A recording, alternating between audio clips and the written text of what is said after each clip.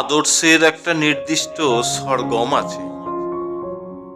চলার পথে কখন নির্দিষ্ট তালে পা পড়বে, কখন ফাঁকে, কখন লঘু স্বর, কখন ঋষভ, কখন কোমল, কখন শুদ্ধ রাগে বাজবে সুর। চলার পথে কোন তালে হবে চলতে, দাদরা একতাল নাকি ত্রিতাল, অথবা কাহার বা, সবকিছুরই একটা নির্দিষ্ট রূপরেখায় গটমটিয়ে নিজের রাস্তা ধরে এগিয়ে চলে আদর্শ।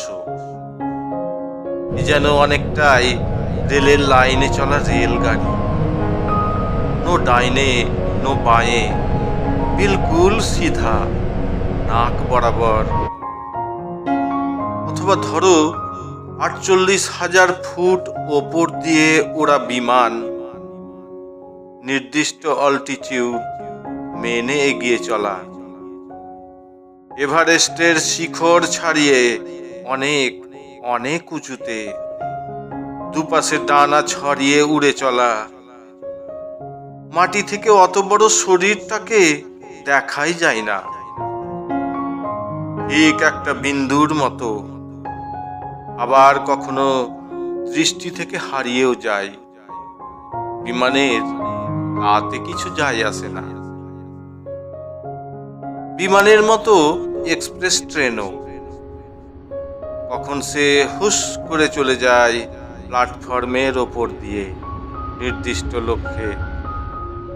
ঝড়ের গতিতে ছুটে যাওয়া প্ল্যাটফর্মে দাঁড়িয়ে থাকা মানুষগুলো শুধু ভয়ে ভয়ে তাকিয়ে দেখে। কেউ বোকার মতো হাতল ধরতে এগিয়ে যায় না। সে যে কোন স্টেশনে দাঁড়াবে সে শুধু ওই সরগম জানে। ভালোবাসার নির্দিষ্ট কোনো সরগম নেই।